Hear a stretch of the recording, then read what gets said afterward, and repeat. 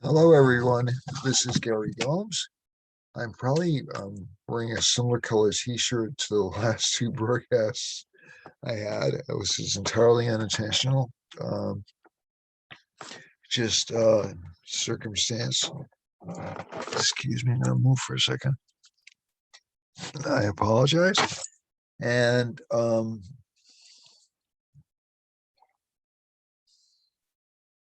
I just want to talk briefly. Oh, by the way, uh, I want to wish everyone um, a happy Patriots Day. It's Patriots Day here in Massachusetts. It's a holiday here, but it's not a holiday everywhere. I understand.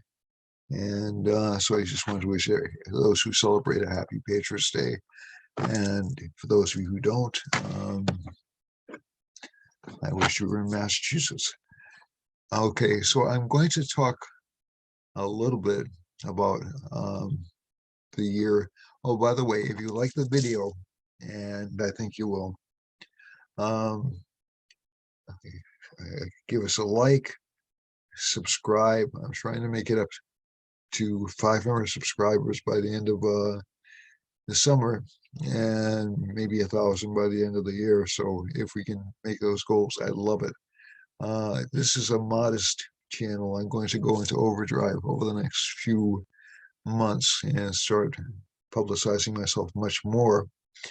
But for the time being, those are my realistic goals for YouTube. And hopefully we'll be doing some more stuff. The equipment I was going to use unfortunately got damaged, and so I'm sort of like back to square one with new equipment, but time will tell. So I want to discuss with you, first of all, so subscribe. My name is Gary Gomes. I've been involved in Vedic astrology for roughly 32 years now. I'm a priest or a Swami of the Temple of Kriya Yoga out of Chicago. And I've also been doing, I also do astrology, I also do tarot, I do Western astrology, I do Reiki, I'm a Reiki master. And you can contact us at Crystal Expectations, which unfortunately is closed right now due to renovations, but I'm still doing readings, especially online. And so if anybody wants a reading or anybody wants something from the store, you can always contact us and we'll be happy to get it to you. So essentially, we're in a new Indian astrology year. There's 60 of these, which go according to the cycles of Jupiter. This is the 35th year in the cycle. It's called Palava, Plava year, and Palava year is kind of interesting in that, and again, I have to credit Barry Rosen for doing the research on this, but I did look into this when I was looking at the grand conjunction of Saturn and Jupiter too. So there were a lot of about, so every 35 years, this particular year pops up. And the last time we had Plava year, years were 1962.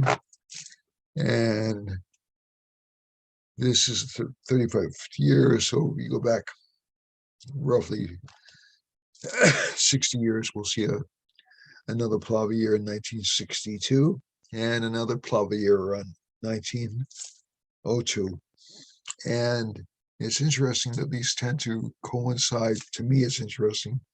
These years also tend to coincide with Rahu and Ketu major periods. So Rahu and Ketu are the north and south lunar nodes. And the north and south lunar nodes cause a lot of disruption, a lot of mayhem, and also a lot of change, a lot of what they call revolution, what they call advancing collectivism, those kinds of things. So in 1962, we had a very large increase in, not in revolutions, but in communism's sort of spring its growth forward. it was sort of in this, what I would call an ascendant time for communism. And in 1902, we had traits connected with anarchism in the United States, and socialist groups starting in Europe, or fulfilling. And if you go back 60 more years, it's not quite there, but Karl Marx wrote Communist Manifesto in 1848. Now, this doesn't necessarily mean, keep something in mind, this doesn't necessarily mean there's going to be a communist takeover of the United States. The United States still is a very mercantilistic society. I think the world is very largely mercantilist. And by mercantilist, I mean they're interested in making money.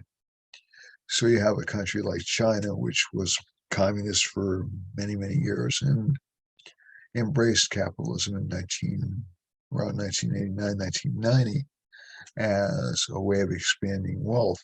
And also the former Soviet Union went in that particular direction roughly around the same time. So there are very few, what I would call real communist states left in the world. But there is more of a interest in collectivism and government taking a leadership role in taking care of people, less focus on individuality, although you'll see more intense individuality starting to form in various parts of the world. So this is also around the same time that the Republican Party started to turn what was then far right. So Barry Goldwater became the nominee in 1964 after Richard Nixon, who was essentially a moderate, not really a conservative Republican, lost in 1960. So you start to see these waves of what I would call the welfare state starting to pop up. In 1902, with social reform. So you had a lot of not deregulation. You had a lot of interest in demonopolization. That was what I was looking for. And you also had a lot of interest in people's rights. So in 1962, you had large waves connected with the civil rights movement. You had a large amount of I'm trying to think of the right word. It's not kickback on that. The word's escaping me right now. Backlash in certain communities around the country. So it wasn't necessarily a peaceful time, So we had these large protests like we're having right now, and you also had these large civil rights advances and legislation passed, in which government did take an increasingly big role in life, all through the great cycle of the 1960s up to the Great Society. But these things didn't happen right during 1962. They started a little bit. The urge was there. It was also kind of the birth of, or the apotheosis of, the beatnik movement. The really strong one, and also the start of the folk music trend, which morphed into changes in rock and roll and changes in youth culture. So I think you're going to see, this is going to be an interesting year. According to this, and again, this is according to, so you're going to see a very curious year. You're going to see these very strong urges for change, but you're also going to see this very, very strong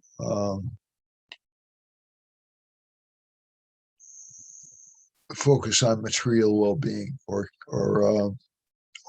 care of the society, or care of the people as a group.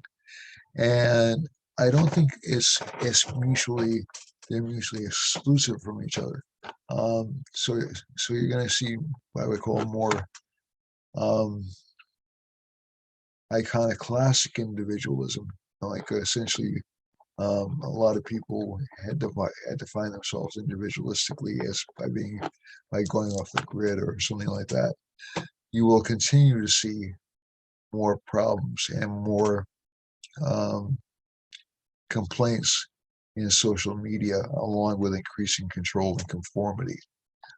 This was one of the legacies I remember from even the early 1960s. There was um, a large push towards everybody thinking in the same way, and we see that nowadays. But we do also see a large counter push towards people being independent. At that time, the independent people were on the left, and the people who were like, but I don't think the groups have really changed that much, because essentially what you had was a bunch of people who were more centrist, and those were the conformists, and you had extreme right and extreme left. But I do think you're going to see a large element of social uprising. Also, another element, and again, I apologize for saying this too much in last week's group. This year tends to make a person interested in themselves, interested in their well-being, interested in luxury, but it's also a year connected very strongly with sexual expression. And by that, I don't mean gender identification. I mean the actual act of getting together with people and making love. So it's a more sensual year than we've experienced for the past few years. Maybe this is just pent-up demand because everybody's been boxed in by COVID for a long time. I don't know. And I think that you'll see a lot of emphasis on that over the next year or so. It sort of coincides roughly with the start of the sexual revolution in the 1960s. And I haven't done enough research on the early 1900s to see how attitudes were changing in that area at that particular time. But yeah, it's going to be an interesting year. I don't really think we're going to see a large scale war like a world conflict level war. I know a lot of people are saying that. A lot of people are saying that for 2025, and I still think that's very far in the future. I think we're going to have one, but it's not really right around the corner. So um, if we're talking about minor conflicts, or not minor conflicts, but wars, but basically wars that are um, localized um, or isolated certain areas. I think you're going to see that. Okay, so I'm going to share the screen now so you can see the chart I'm looking at.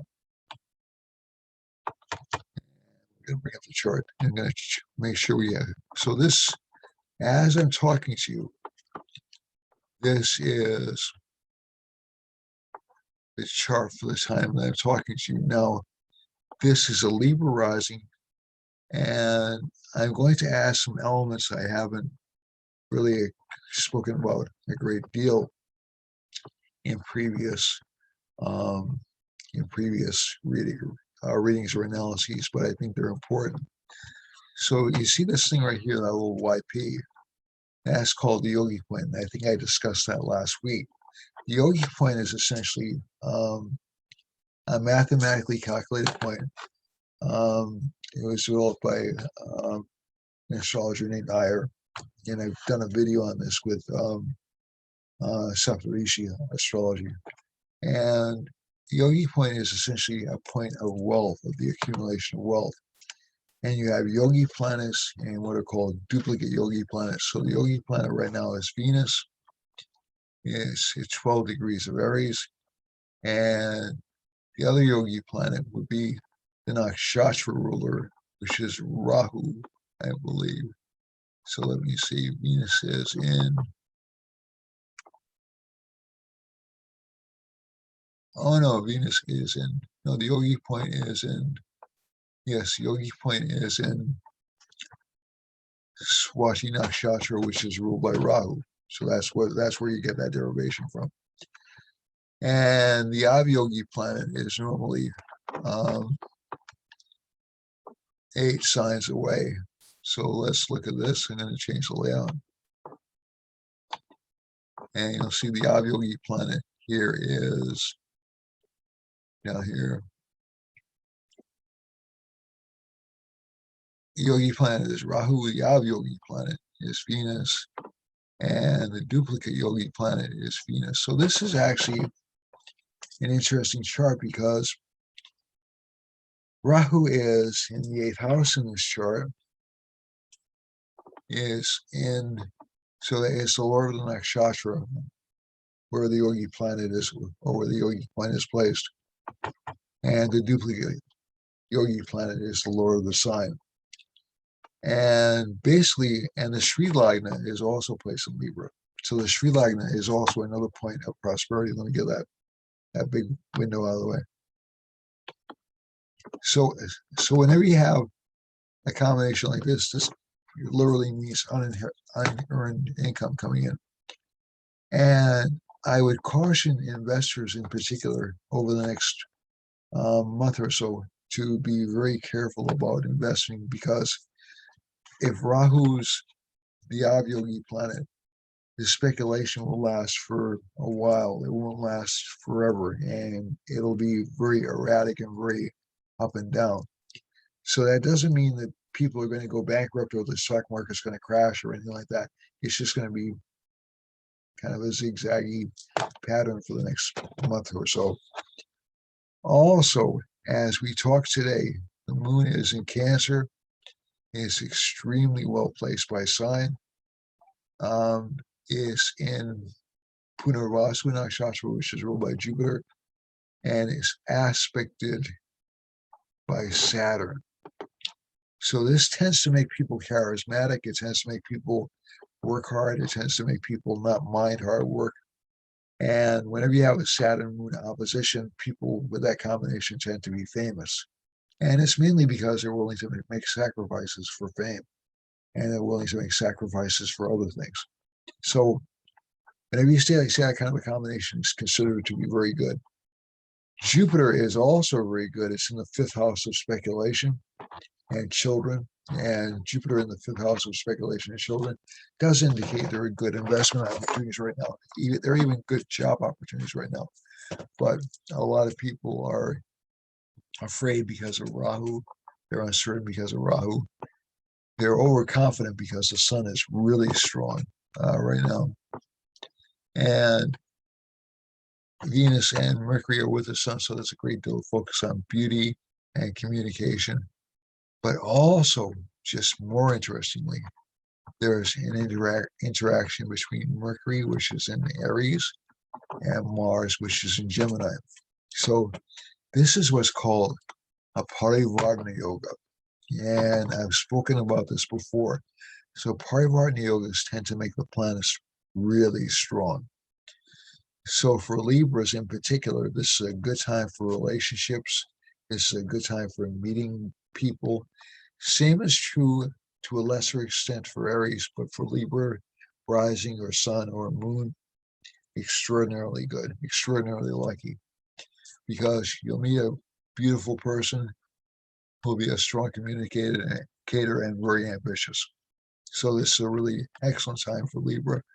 And it's a good time for relationships in general, although technically the best time would be after mid-May, when the sun's out of combustion, or when Venus is out of combustion range of the sun. But this is also a really good time, and there's a lot of focus on relationship life, especially for Libras, especially for Sagittarians, excuse me, and also to a lesser extent for, so we're looking at the 5th and the 9th houses, and also to a lesser extent for 3,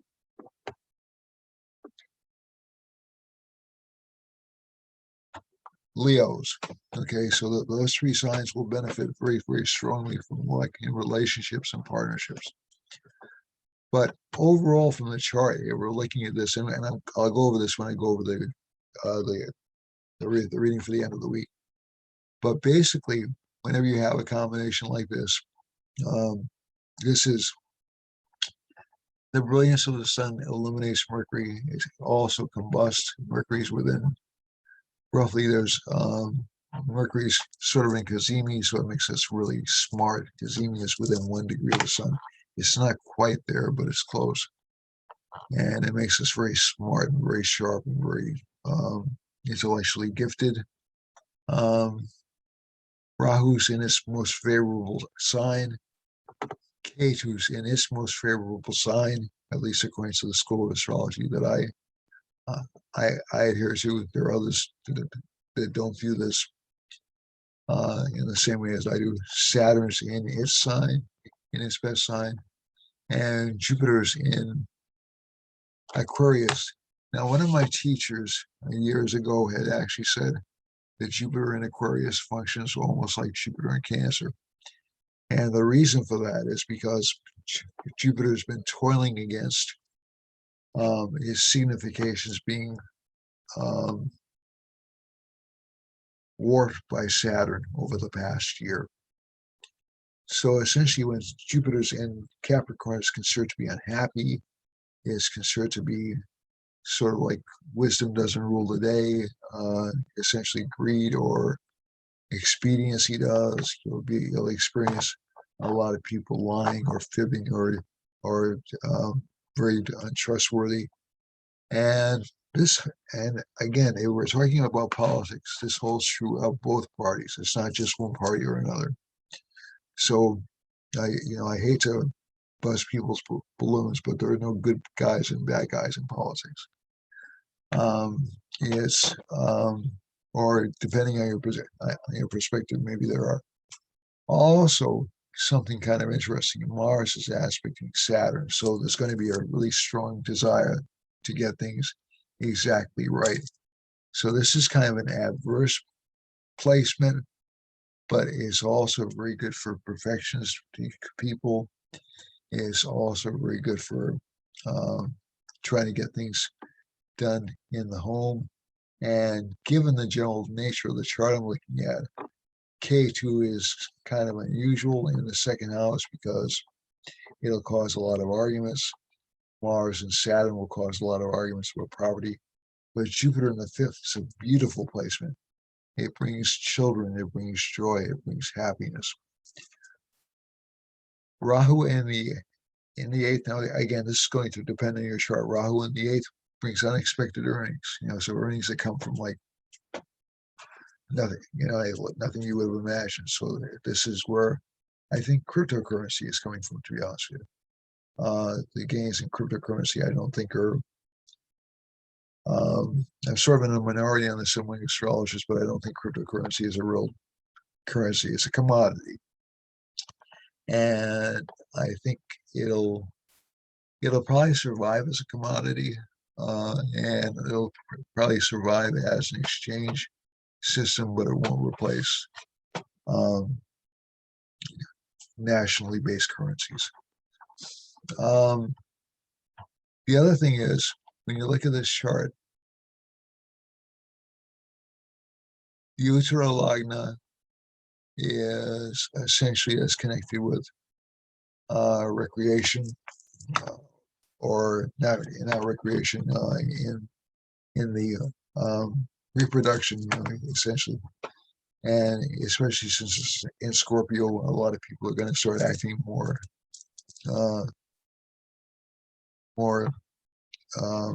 sexually active. And also Venus is in Mars sign. But the Mercury-Mars conjunction, very strong for both planets. Mercury and Mars don't like each other. It is kind of an argument clinic set up between the two planets. So one planet will want to do something, the other planet will want to think about it. So that's the drawback to this particular combination. But it is good for gains, and it is good over the next month or so, over the, until around March 15th, for gains for increasing government control because the sun represents the government and it's exalted between now and May 15th. So at least from the chart, this is not a bad chart. Hold on a second.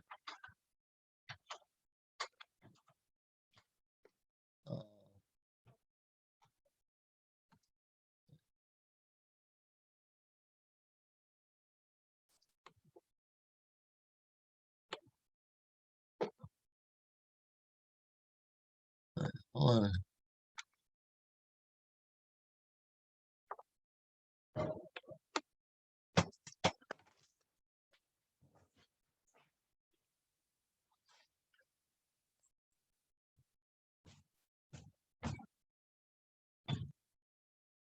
1 second.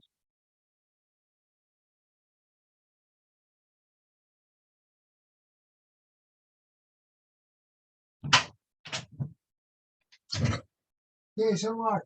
Okay. Sorry. No problem. No, Mom just wanted a coconut. Sorry, I didn't want to disturb you. No, it's okay. I know you're doing a reason. I went to you out with the coconut bar. No, I was trying to keep the cast out, Brian, really.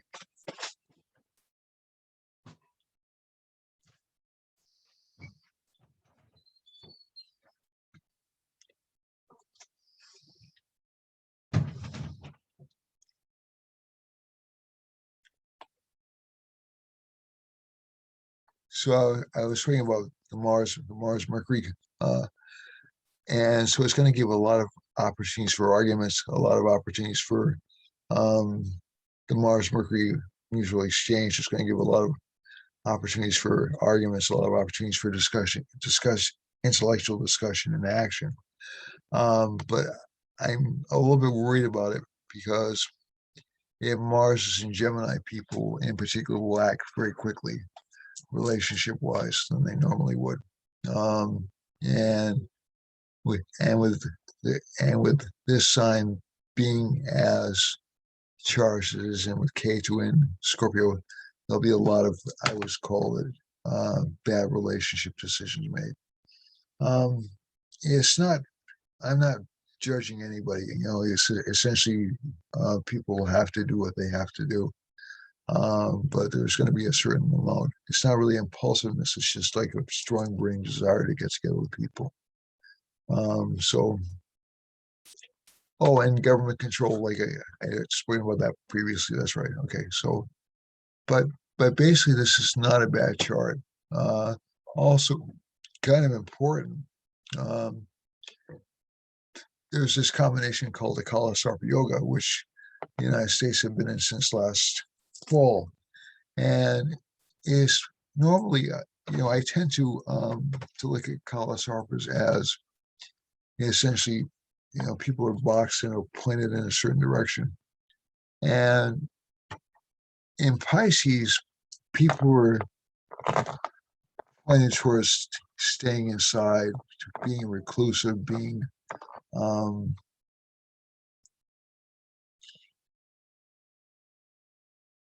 playing it safe, okay, because it was a fear of life ending and things like that. Now that Mars is out of the Kala Sarpa Yoga, and you're going to see several planets coming out of that sign within about a month and a half, or coming out of that yoga within about a month and a half, you're going to see an incredibly active summertime. I think we are going to see riots like we saw in the 60s in the summer months, although not quite the same. And I think a lot of urban environments are going to be very tough, not just in the United States, but internationally. If we're talking about international developments, Mars is in Gemini. It's a fighting combination. Here we talk about from Aries, the natural zodiac. Mars is going to essentially instigate land grabs on the part of a lot of countries. So if we're talking about those kinds of things, but Jupiter will be in the 11th house. Jupiter will be aspecting Mars, so it'll probably make it easier for them to do that. Easier to be politically motivated, and easier for them to act in political ways. So let's look at the time and space map and see where the lines are most strong. So we're seeing a lot of, not much to fight about in Vancouver, although some, in Vancouver, Western Canada, moon is, so it looks like the Midlands, like Texas, up through North Dakota, will be fairly calm. Sun, Mercury, a lot of fighting, a lot of arguments in up to Ohio, but if we're looking for real conflict, we're not quite seeing it in the United States, except on the West Coast, maybe. And we are seeing it. We are seeing a lot of panic and a lot of disease in Brazil and Argentina and through Paraguay and Uruguay. And also this descendant line, a lot of arguments and a lot of fighting in Brazil. And also in Ireland and between Scotland and England, interestingly enough. Also in Spain and up through, oddly enough, through Sweden. So there'll probably be some violent acts in Sweden and Norway, and all the way over to China and possibly Korea and possibly New Guinea and Australia. It's missing major land masses except for China. So I find that interesting. The moon is, so it's, except for Brazil, England, and Northern Europe, Mars is missing, and China, and maybe Australia and New Guinea. And New Zealand actually looks like it's going to be in for some, not necessarily violence, but some civil unrest. Jupiter is going right through China, so China's economy is probably going to do good in certain parts. But and the moon is going through Japan, or close to Japan, so it'll probably do. So Japan will probably do pretty well. Saturn is going through China though, so I'd be expecting either a disease outbreak or a famine in China, or some kind of mayhem going all the way through Laos and Cambodia down here. The in Thailand, in parts of Thailand and south and middle Russia. But China's getting hit by a Saturn and a Jupiter line, so that's fascinating to me. So that means want or lack of materials over here, maybe even famine and abundance towards the eastern part of China. You have Sun, Mercury, Venus going through Russia, so that's actually pretty beneficial for them. I know there have been troop movements towards Ukraine, and there'll probably be some conflict over land because of this combination right here. And also right here, you see a Mars line moving up through Iran and up through, so I wouldn't be surprised if there was a quick conflict between Ukraine and Russia. Yeah, it wouldn't surprise me at all. but also some potential for danger or violence in Saudi Arabia and Iran as well. Jupiter is passing through Turkey. That's generally good for Turkey. They should be getting some more medical help in fairly soon. And Eastern Europe should be as well. And one thing, I did go to get my COVID vaccine this past weekend. And there are stories that the United States has manufactured, or the European countries have manufactured more COVID vaccine than they can use. So this is a perfect opportunity to essentially embrace those socialist impulses and say, okay, poor countries, here's the vaccine for free, because largely it's already been paid for by the governments. And there's a Moon-Saturn combination.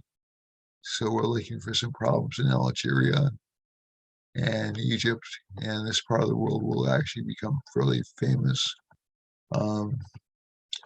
especially Italy. I'm expecting some kind of water problems, either from a mild earthquake in Greece or near Italy, and also not really volcanoes but some panic in, not really volcanoes, not really earthquakes, but some panic in middle Turkey too. It'll be abated pretty quickly, but yeah, we're talking about Turkey overall. So Istanbul is largely left out of the equation. Ankara is a little bit closer to it. So you're seeing a lot of, there's a Rahu line going through Egypt, Sudan, and so this indicates to me some kind of a disease panic going through Turkey. But again, like I said, Jupiter will essentially help the Turkish people deal with it. If we're talking about some kind of water problems or water disasters, we're talking about in Greece and all the way over to Italy. And you have a Sun, Mercury, Venus line going through Portugal and through Ireland. So that's actually pretty good. Those are pretty good lines. Those will be beneficial to those people, although you may see changes in government or more control of the people of the government of the people by the government in those countries. All right, so let's go back to the individual signs. I want to see if I can get a clock. See how much time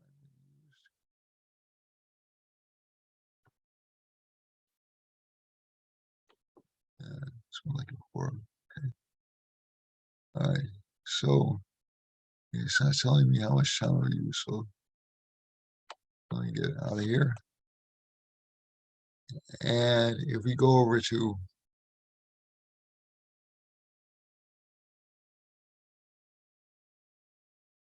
see, let's see.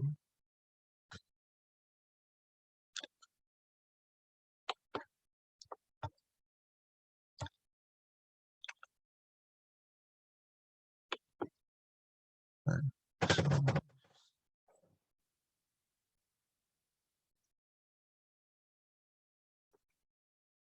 So we're going to go over here to, and I'm going to check the share again, just because yes, I just want to make sure the share is working. So I'm going to check that again. And okay, so I'll stop doing these and go back over here.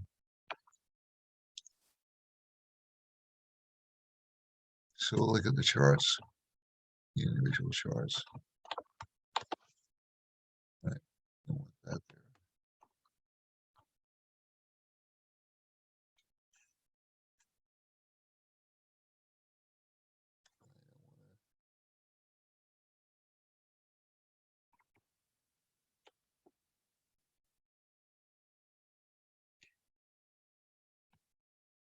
so let's get out of here.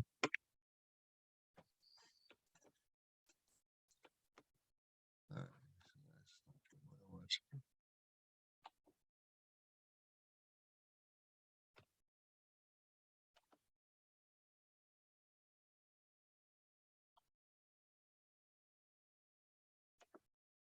Now it's back.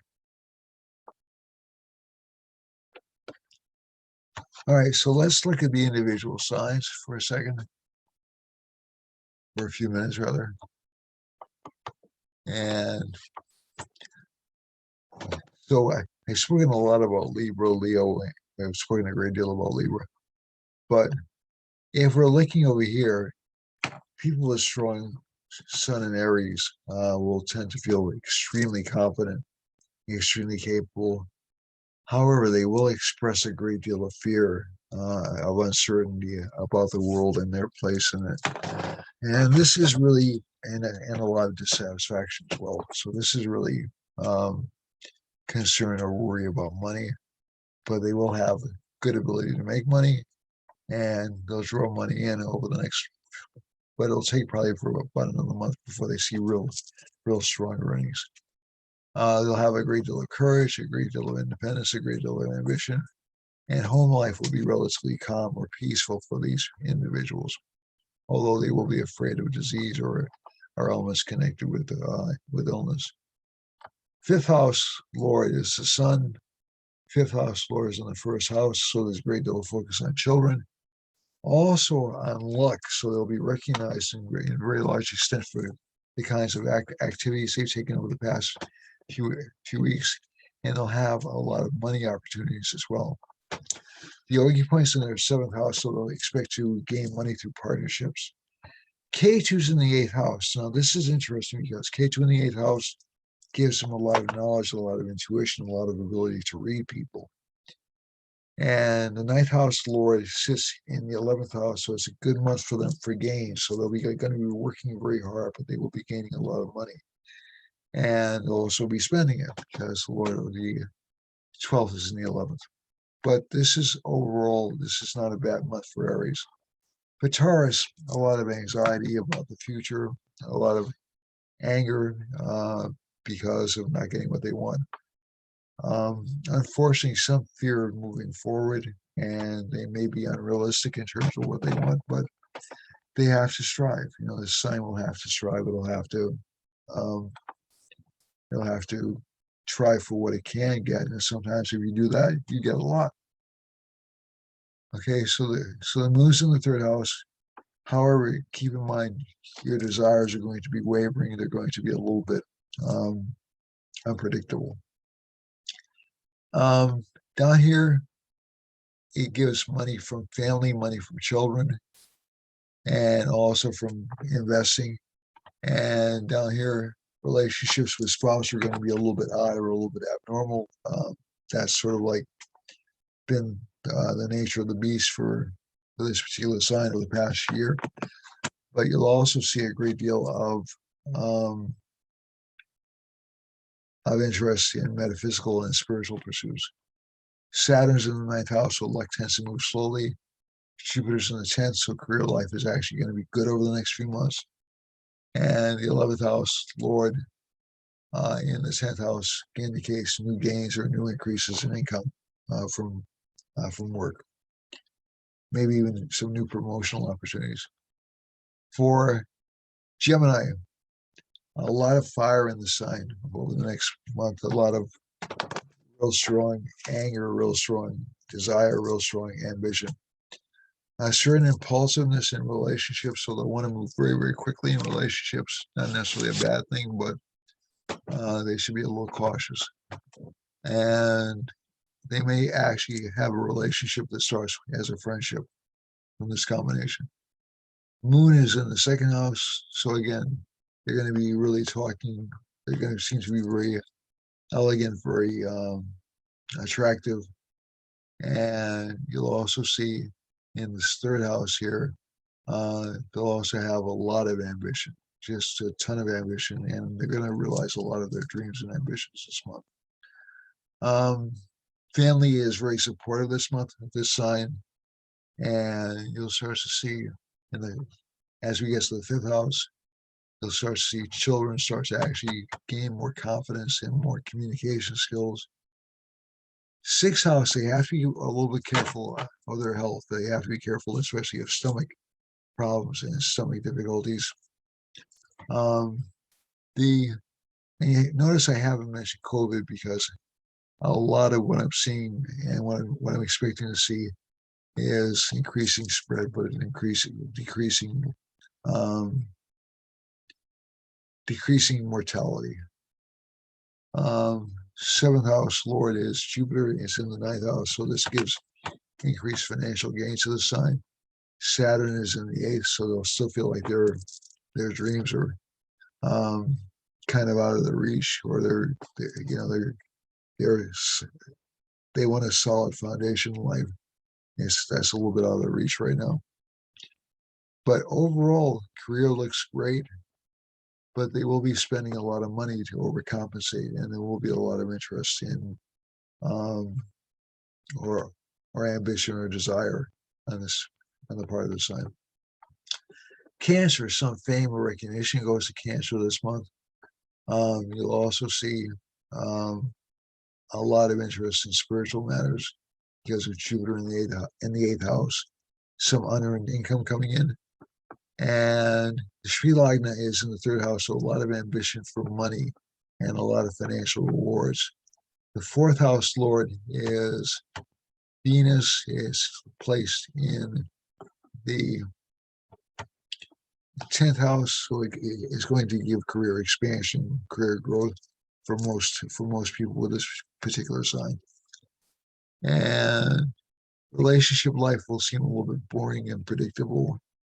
Children will seem a little bit difficult to deal with at times, but overall not a bad month for the sign.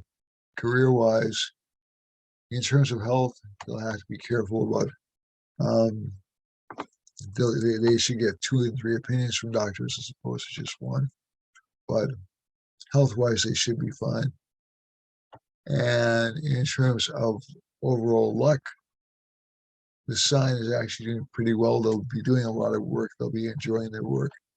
And they'll also have famous or well-known friends. But again, they can be prone to victimhood in relationships. So you have to be really careful when Mars is placed in certain signs in the zodiac, or in certain places in the zodiac. Okay, Leo looks prosperous, very lucky this month, very lucky in love, very lucky in money. Sri Lagna is in the second house, Yogi Coin, strong ambition and drive. Ketu's in the fourth house, so they'll probably be neglecting their home life and focusing a little bit too much on career. Saturn's in the sixth house, and the fifth Lord is in the seventh, so again, good for relationships for these folks. And Saturn's in the sixth, so they'll attract somebody who's knowledgeable or who's wise or who's easy to deal with. Saturn's in the sixth house, so they do have to be careful. The sign does have to be careful about his health. And they'll probably be focusing a lot more on their work responsibilities and letting themselves get run down. Sun, Venus, and Mercury, great, well placed in the ninth house. I'm sorry, well placed. Yeah, it's in the ninth house. My apologies. And Rahu's extremely well placed in the 10th house for career fame, and Mars is extremely well placed in the 11th house for new friendships and new acquisition of land. The only planet which is a little bit off is the moon, but that's more inclined towards sensual pleasures if it's in the 12th house, or maybe just thinking alone. For Virgo, again, financially a good time for them. More fearless than normal. Love affairs will tend to move very slowly for them, though. They'll seem to be taking forever to come together. Or romantic involvements will seem to be, and they too will be more inclined to see doctors and more inclined to see medical professionals. Sun, Venus, and Mercury are in the 8th house. It's good for longevity, good for confidence, but the sun is hidden away a little bit down here. So you'll see a lot of people second guessing their choices in this sign and not being really sure what they want, especially in relationship life. Rahu will be in the ninth house. You'll get a big boost in luck this year, these next 2 weeks, but it won't feel satisfactory. And you'll be very angry at work. You'll be very, not hostile, but very anxious to see work life improve. If you go to the moon's in the 11th house, good for gains. For Libra, I've already spoken about that sign a great deal. Just let me say it's good for these folks for relationship life, good for these folks for entering into relationships. But you have to be careful you won't attract a person who's a little bit of a liar who's just telling you what you want to hear. That's the only drawbacks to this mutual exchange. But this is generally a good placement. Jupiter's aspecting Mars, so that minimizes the possibility of being lied to. Venus is influencing Mercury, so that's also good. The other thing is, so these people attract very good-looking people or very nice people, and people who are very ambitious. Rahu's in the 8th, unexpected gains. Mars is in the 9th house, unexpected luck in relationship life. And Moon is in the 10th house, gains in careers, but a lot of work because of Saturn's aspect. A lot of work on the home front too, to be honest with you. For Scorpio, K2's in the 1st house in Scorpio. Rahu's in the 7th house in Taurus. Relationship problems tend to be a part of this sign's life for about the next year or so, or at least the next 6 to 7 months or so. And a lot of potential for money, although not a lot of courage in going after it. And Saturn is aspect in the 5th house, so this will give some problems to children. Sun, Venus, Mercury are in the 6th house, so that will give some difficulty with the government or some minor problems with the government. Rahu in the 7th house, we already spoken about that. Plus, if this person tries to get out of a relationship into a better relationship, they'll end up, I'd encourage against it for the next couple of months because they'll end up with somebody who's more negative or angrier than their current spouse, than their current relationship partner. Moon is good for education. The sign will do extremely well educationally, and career-wise, it'll also do extremely well, but there'll be a lot of work behind it. Income-wise, extraordinarily good month, but again, a large tendency towards expenditure. Sagittarius has Saturn in the 2nd house like it has for months. So there'll be an accumulation of wealth, but it'll be very, very slow. Jupiter makes this sign very ambitious, wanting to learn new skills. And Sun, Venus, and Mercury in the 5th house make it more geared towards acquisition of wealth. Relationship, again, try to stay out of relationships for this sign for the next 4 months. Not because you're a bad person, but because you'll attract people who are not really good for you. You know, the ones you'll find attractive will be just kind of difficult to deal with. If you're interested in a passion relationship, it's fine for that. You know, if it's not something you want to build a foundation on, that's okay. But if you want to build a foundation on something, it's not really the best placement. Moon is in the 8th house. That's overall not positive, but essentially this person will be very introspective this month, very thinking about the world's problems and thinking about how he or she can solve them. And good for wealth, again, good for money. So this is not a bad placement. Capricorn, Saturn's in the 1st house. Possible change of relationship partner or possible introduction to new partnerships, and it'll tend to lighten the load, and this sign will look very attractive to people this month. Jupiter is in the 2nd house, so it should be good for financial gains. although it's still rather weak. Sun, Mercury, and Venus are in the fourth house, and Rahu is in the fifth. So children will be a little bit greedy, a lot of focus on family, a lot of happiness from family, but children will be a little bit greedy.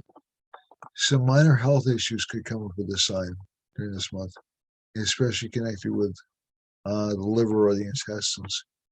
The moon's in the seventh house. We already spoke about that in terms of like possibility of changing spouse or getting a new spouse. And overall, career-wise, we're looking good. It looks fairly prosperous for the sign. The Lord of the 10th is in the fourth house. It's a very good placement for increased status and career. For Aquarius, Aquarius has Jupiter in it, which is very good. It has Sun, Venus, and Mercury. It'll make it more daring romantically, more daring business-wise. Mars is 1, 2, 3, 4, is in the fifth. They'll be attracted to passionate, romantic, attractive partners, and will have success with them. Although there will be a lot of arguing. Moon is in the sixth house. A lot of thought about one's place in the world, a lot of thought about health, a lot of anxiety about health, to be honest. And the Lord of the seventh house, this sign will want no less than a king or a queen for his spouse. They'll want somebody who's very proud or very determined. Sri Lagna gives unearned wealth from unseen places. And the ninth house has Yogi point in it, which is very good for financial success. Varnada Lagna is very good for unanticipated fame from travel. Okay, so this placement will sort of stay there for the next few months. And Saturn's in the 12th house, so again, there will be a lot of expenses. The Lord of the 11th and the second is in the first, so that's really what's called the Dana Yoga, so that'll create wealth for the sign. Finally, getting to Pisces. Pisces has rich partners. It looks beautiful this month. Rahu is in the third house. It's very ambitious this month, but there will be a lot of fights at home. And there may be fear of infidelity on the part of partner. And Moon is in the fifth house. And it may not be unjustified because this sign will have kind of a wandering eye this month because the Moon is in the fifth house. The eighth house will give financial gains and strong desires to invest to the sign. And Ketu in the 10th house, Ketu in the ninth house gives unexpected downfalls or demotions to supervisors. And also supervisors will be very tough to deal with. The 10th house is, so a lot of workload will get increased, but the person won't have a lot of recognition career-wise. And Saturn aspects the first house, so the sign should expect a lot of work. Overall, it's a better month for Pisces than it has been over the past few months, but it's still kind of rough. All right, so that about wraps it up for this session. I will be doing some more videos. I know I've been promising that, but I've had a special project I've had to take care of, and it's going to occupy a lot of my time, but I'm hopeful, and the way to do it is to do it and not talk about it. So you'll be seeing more videos up. All right, that's it from Great New Bedford Cable TV and also from the YouTube channel. I hope I haven't run over my time. And again, like I said, please subscribe. You can contact me at 508-525-0001, 508-525-0001. And I'm looking forward to seeing more subscribers. So please share the channel with your friends. And if you can think of some ideas that I can do to help promote the channel, I'd be in your debt. Okay. Thank you very much and have a great day. Namaste.